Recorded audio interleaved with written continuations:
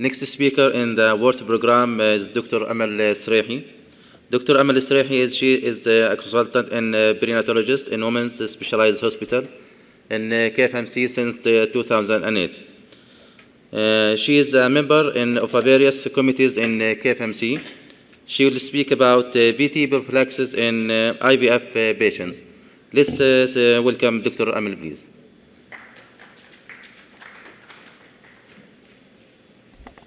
Thank you. Thank you for Dr.sheef and his committee to invite me to talk in this really valuable and updated symposium. I'm going to talk shortly about regarding thrombophylaxis in reproductive medicine. Thank you.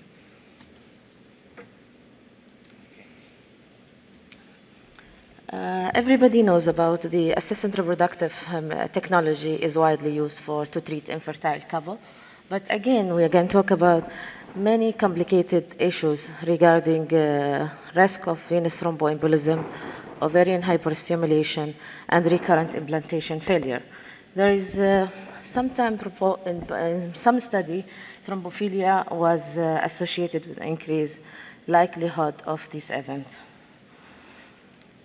IVF has been considered a risk factor for venous thrombosis, with thrombosis known to occur after ovulation induction, particularly in the first trimester.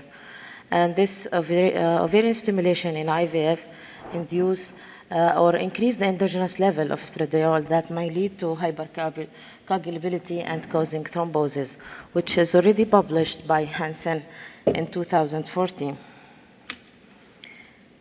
The risk of pulmonary embolism elevated after IVF and increase in the first trimester particularly. After adjustment, all the factors like age, parity, smoking still had no overall effect on the study finding. Compared with the singleton pregnancy, of course, multiple gestation pregnancy seemed to increase the risk of venous thromboembolism. Regarding the incidence, as Dr. Abtisam mentioned, again, there is many factor play to rule in increase the incidence of thrombosis. If we go like hereditary factor, which is the outcome, and the pregnancy itself, surgery or trauma, again trigger the circulation and increase the thrombosis chance. And again, acquired factors like using of contraception or hormone replacement therapy, smoking also increase the chance of thrombosis in reproductive age.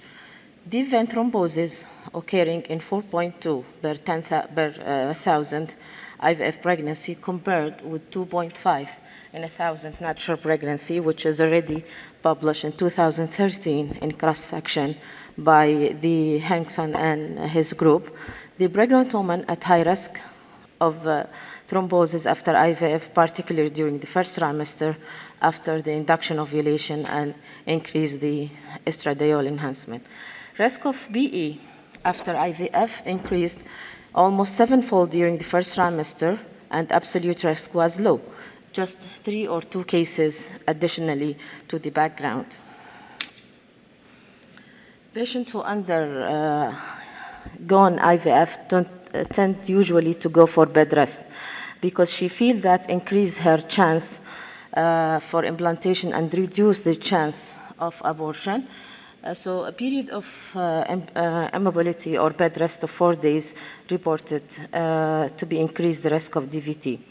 Minor form of immobility such as minor surgery or injury have also have a likelihood increase of thrombosis risk, which again published by Hansen and his group in 2012. There is many previous studies in the past provide important evidence for considering IVF a risk factor for venous thrombosis, but significant increased risk among the IVF pregnancy particularly occurred if the pregnancy happened and in the first trimester. Hansen and his group in his study 2012 and 13 showed there is no evidence increase of venous thrombosis risk after IVF treatment in unsuccessful cycles, suggesting that the pregnancy itself was a precipitating factor for the chance of likelihood of venous thrombosis. Sorry for this busy slide, but this showed there is two large respective study showed in vitro infertilization reported the thrombosis complicated by 0.1% and 0.3 after the cycle. A population-based cohort study, which is more 900,000 in Sweden during 1999 and 2008, receiving in vitro fertilization compared with the background population, which is just 0.1%, 0.2 to 0.1% respectively. The greatest risk of IVF-related VTE thrombosis seen in the first trimester. So women conceiving with frozen embryo were not at increased risk of VTE, presumably due to less of frequent or absent ovulation induction. The majority of events were deep vein thrombosis. The risk of pulmonary embolism was similarly increased, especially or particularly in the first trimester. A hospital-based control study that demonstrates a fourfold increase in the antenatal thrombosis with IVF for singleton pregnancy and sixfold increase in twin pregnancy, but no statistically significant association with postpartum VTE. And again, in the more than 800,000 pregnancy in Danish National Patient Registry over the same time frame pregnancy achieved with IVF were associated with threefold increase in VTE. Venous thrombosis risk was increased similarly during all 3 trimesters in multiple pregnancy only, during postpartum as well. Therefore, IVF appeared to be a risk factor for antepartum thromboembolic. However, the overall absolute incidence of symptomatic thrombosis appeared to be low. If we talk about the evidence, it's all, again, it's based on the clinical practice, patient values and preference, and best research evidence.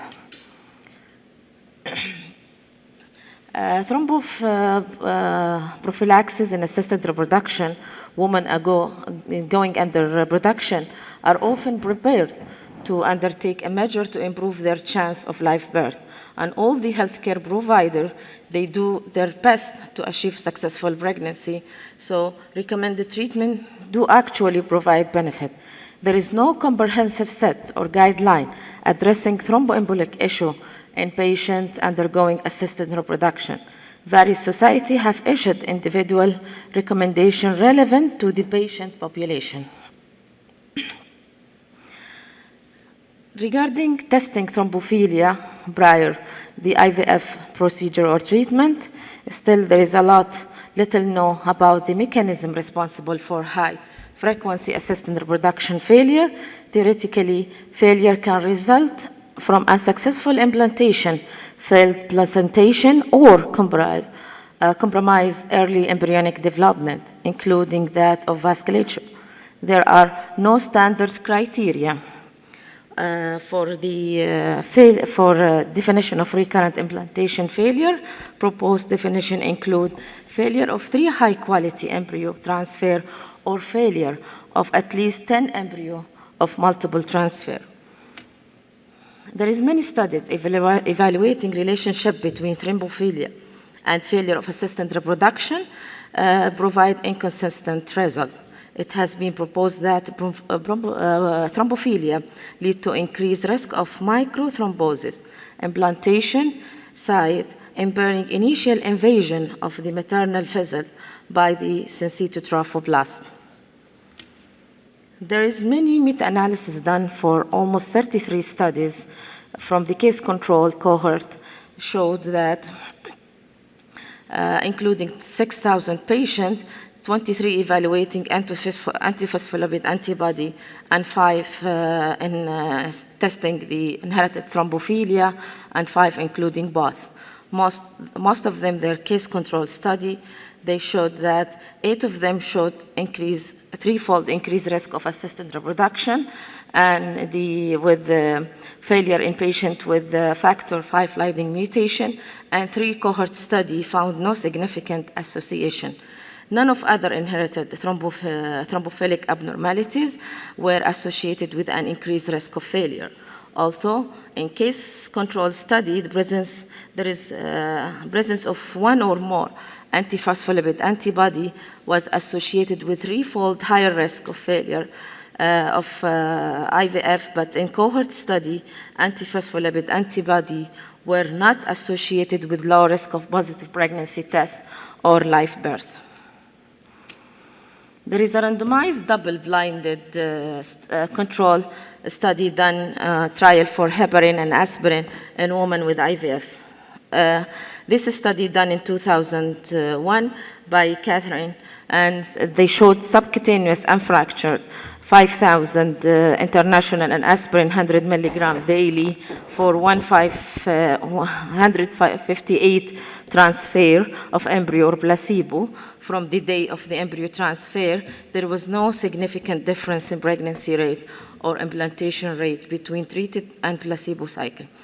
So heparin and aspirin did not prove pregnancy or did not improve the pregnancy and implantation rate for antiphospholipid antibody positive or other ANA positive patient with IVF implantation failure.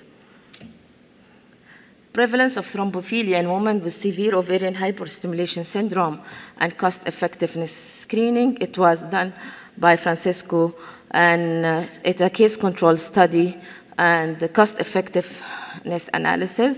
The prevalence of thrombophilia is not increased in women with severe hyperstimulation syndrome, and screening, it's not a cost-effective.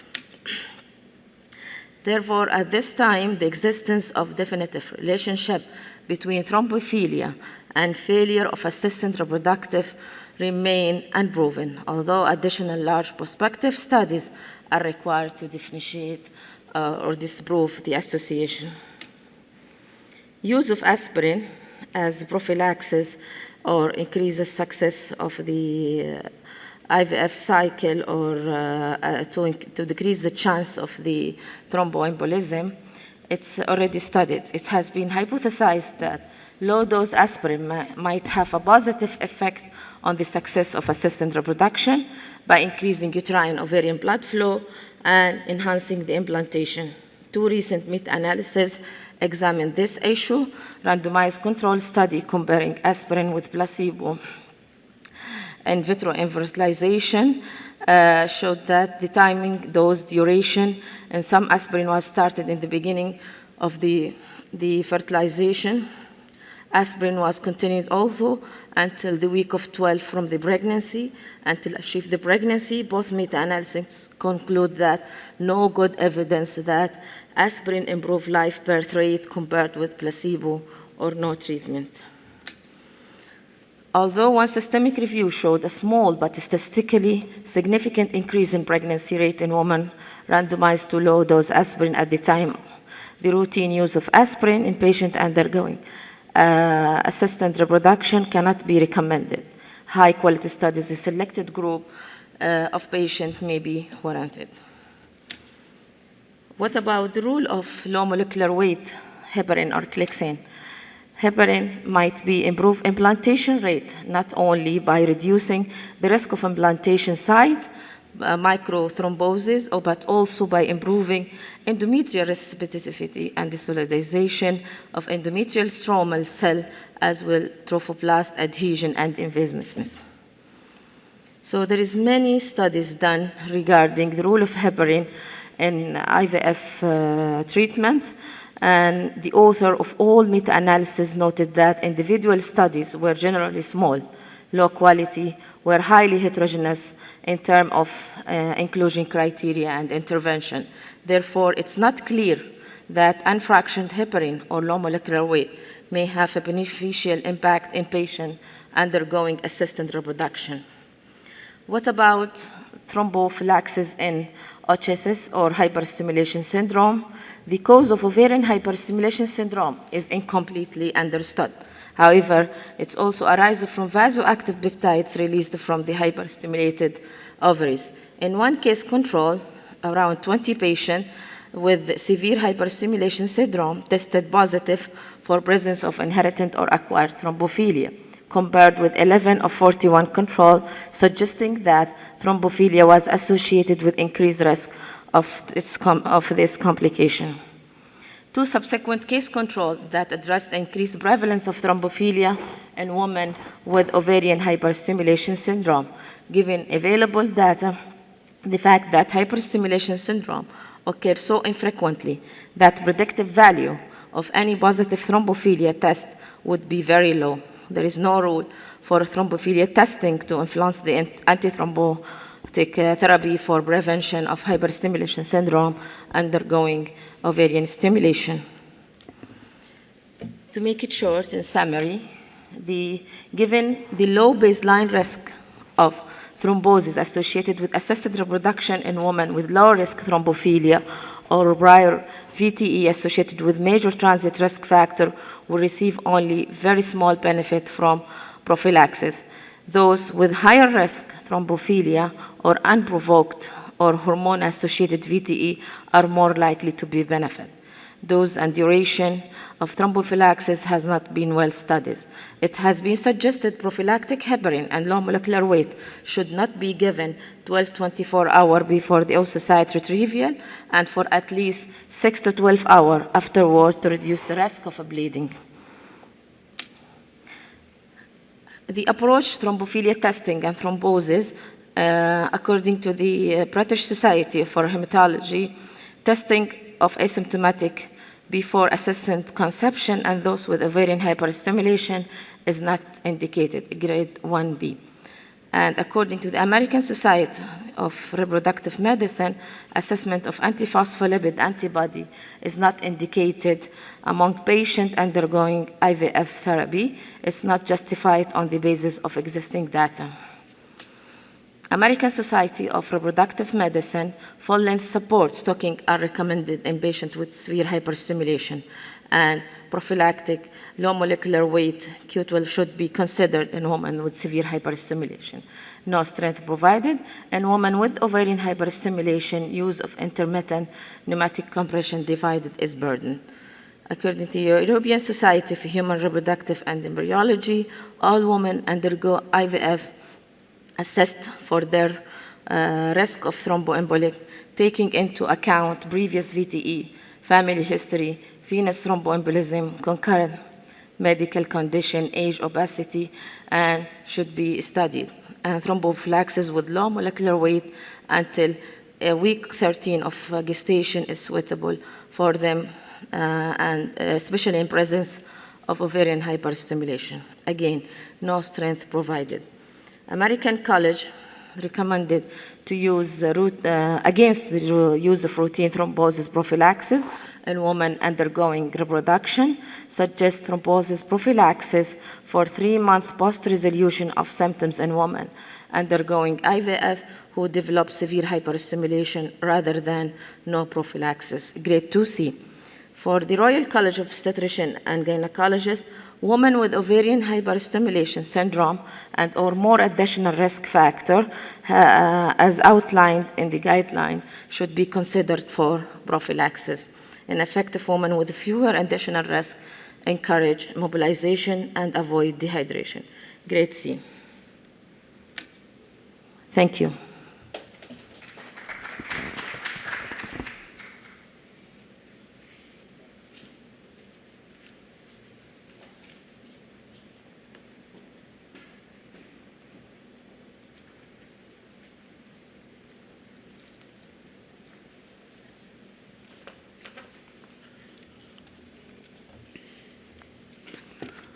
It is an honor for me to introduce the next speaker, which is Dr. Hisham Arab, who is a Saudi senior consultant in OB-GYN, a Canadian-trained and certified subspecialist in maternal fetal medicine practicing at Dr. Arab Medical Center, Jeddah, Saudi Arabia. He is a visiting professor in Weill Cornell Medical College in New York, USA, founding member and former Secretary General of Saudi OB-GYN Society, Deputy Secretary General of World Association of Perinatal Medicine, Chairman of Arab Maternal's Fetal Medicine Expert Group, Chairman of Ian Donald School of Ultrasound Jeddah, and Chairman of the Saudi Endometriosis Group.